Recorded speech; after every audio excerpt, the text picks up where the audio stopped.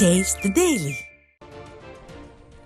புரட்சி தலைவரை பற்றி இழிவாக பேசிய திமுக அமைச்சர் தாமோ அன்பரசனுக்கு முன்னாள் அமைச்சர் ப வளர்மதி கடும் கண்டனம் தெரிவித்துள்ளார் என்ற அண்மை செய்தியை பார்த்து வருகிறோம்.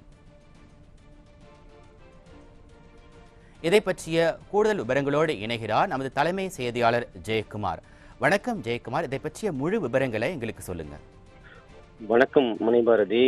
தமிழக மக்களுக்காகவே வாழ்ந்து மறைந்த புரட்சி தலைவி இதய தெய்வம் மாண்புமிகு அம்மா அவர்களை பற்றி இழிவாக பேசி வரக்கூடிய, தனது பதவியை காக்க துடித்துக் கொண்டிருக்கக்கூடிய திமுக அமைச்சர் தாமோ அன்பரசனுக்கு கடும் கண்டனம் தெரிவித்து அனைத்திந்திய அண்ணா திராவிட முன்னேற்ற கழகத்துடைய முன்னாள் அமைச்சரும் கழக மகளிரணி செயலாளரும் கழக செய்தி தொடர்பாளருமான ப வளர்மதி கடும் கண்டனம் தெரிவித்து அறிக்கை வெளியிட்டிருக்கிறார். அவர் வெளியிட்டிருக்கக்கூடிய அறிக்கையில் பெண்களை, குறிப்பாக அரசியலில் இருக்கும் பெண்களை இழிவுபடுத்தி பேசுவதையே வாடிக்கையாக கொண்ட கருணாநிதியின் வழிவந்தவரிடம் நாகரிகத்தை எதிர்பார்க்க முடியாது என்று தெரிவித்திருக்கிறார். கருணாநிதியினுடைய கயமத்தனமான சொல்லாடல்களுக்கு அன்னை இந்திரா காந்தி முதல் யாரும் தப்பியதில்லை என்றும், மதுரையில் அன்னை இந்திரா காந்திக்கு திமுகவினர் கடுப்பு கொடி காட்டிய கலவரத்தில் அடிப்பட்டவர்கள் சிந்திய ரத்தம் அவரது புடவையில் சிந்தி கரைப்பட்ட செய்தி வந்தபோது பெண்களின் புடவையில் இரத்தக்கரை படிவது சாதாரணமானது என்று ஏகடியம் பேசிய கருணாநிதியின் தொங்கு சதை வழிவந்த அன்பரசன் வாயிலிருந்து துர்நாற்றம் வீசுவது ஆச்சரியப்படுவதற்கில்லை என்று குற்றம் சாட்டியிருக்கிறார். திராவிட நாடு எங்கே இருக்கிறது என்று கேட்ட காங்கிரஸ் தலைவர் திருமதி அனந்தநாயகியை பார்த்து கிண்டலாக ஆபாச களஞ்சியமாக கொக்கரித்த கருணாநிதியின் பாதம் வாங்கிகளிடம் வேறு எதையும் எதிர்பார்க்க முடியாது என்று வேதனை தெரிவித்திருக்கிறார். நக்கும் மாட்டிற்கு செக்கு கிடையாது, சிவலிங்கமும் தெரியாது என்பது போல எண்ணெய் வழியும் இடமெல்லாம் நக்கி பிழைக்கும் அன்பரசன் போன்றவர்கள் அடிமாட்டிற்கு கூட லாய்க்கில்லாத ஜென்மங்களாகத்தான் மக்கள் கருதுவார்கள் என்று தெரிவித்திருக்கிறார். அன்பரசன் அவர்களே, பொதுவெளியில் சொல்லும்போது சற்று கவனமாக செல்லுங்கள். உங்களின் நாளாந்தர பேச்சை கேட்டு மக்கள், குறிப்பாக பெண்கள் கொதித்து போயுள்ளார்கள் என்று வேதனை தெரிவித்திருக்கிறார். தமிழ்நாட்டில் அமைச்சராக இருப்பதற்கான தகுதியே இல்லாத முதல் நபர் அன்பரசன் என்றும், நம் பேரறிஞர் பெருந்தகை அண்ணா அவர்கள் பிறந்த மண்ணில் இருந்து இப்படி ஒரு பீடை அமைச்சராக இருப்பது கேவலத்திலும் கேவலம் என்று தெரிவித்திருக்கிறார்.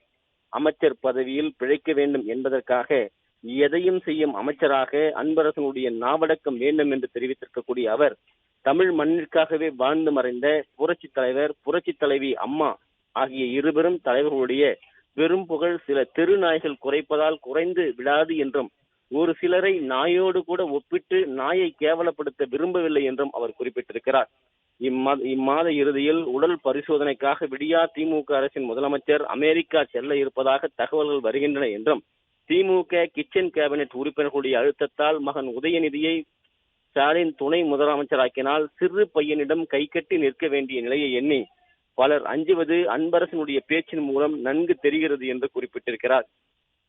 கைகளில் கொழுத்த பணம் இருக்கிறது என்ற திமிரில் டப்பாவுக்குள் மட்டுமே ஓடிய சினிமாக்களை நடித்த குறிஞ்சி மலர் நாயகன் ஸ்டாலினுடைய மகன் உதயநிதியை வருகிற 19ஆம் தேதிக்கு பின் துணை முதலமைச்சர் என்று அழைப்போம் என ராஜ விசுவாசி ராஜகண்ணப்பன் மேடைதோறும் முழங்குவதையும், உதயநிதியை துணை முதலமைச்சராக்க வேண்டும் என்று அவரது ரசிகர் மன்ற தலைவராக இருக்கும் மந்திரி அன்பில் மகேஷ் தொந்துபி கொண்டிருக்கிறார் என்றும் குற்றம் சாட்டியிருக்கிறார்.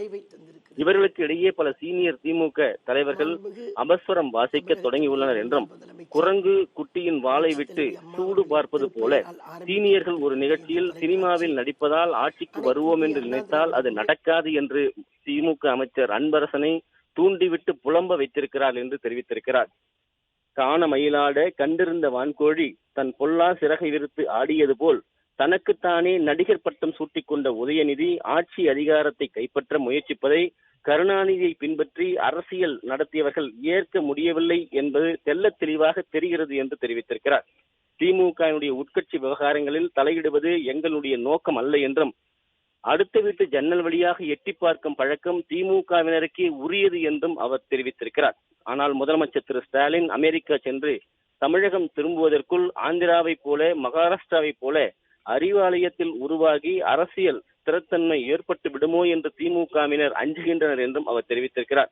தற்போது திமுக என்னும் சாக்கடையில் புழுத்த புழுவாக நிலையும் அன்பரசன் என்ற பெயர் வழி அமைச்சர் பதவியில் ஒட்டி கொண்டிருக்கும் மமதையில் இவனுடைய தலைவரான கருணாநிதியை வாழ வைத்த அமரர் புரட்சி தலைவரை பற்றியும், அவருடைய அரசியல் வாரிசாக திகழ்ந்த புரட்சி தலைவி அம்மா அவர்களை பற்றியும் நன்றி கெட்டத்தனமாக விமர்சித்திருப்பது அதன் தற்குறித்தன்மையை காட்டுகிறது என்று குற்றம் சாட்டியிருக்கிறார். அண்ணாவின் பெயரார் புரட்சித் தலைவர் இயக்கம் கண்டது சரி, அவருக்கு பின்னால் இந்த இயக்கத்தை அம்மா அவர்கள் வழிநடத்திய போதும் சரி, கருணாநிதி எத்தகைய தரம் தாழ்ந்த விமர்சனங்களை முன்வைத்தாரோ அதே இப்போதைய ஸ்டாலின் தொண்டடி பொடியாளர்கள் கையில் எடுத்திருப்பது அவர்களை அழிவு பாதைக்கு அழைத்துச் செல்லும் என்று குற்றம் சாட்டியிருக்கிறார்.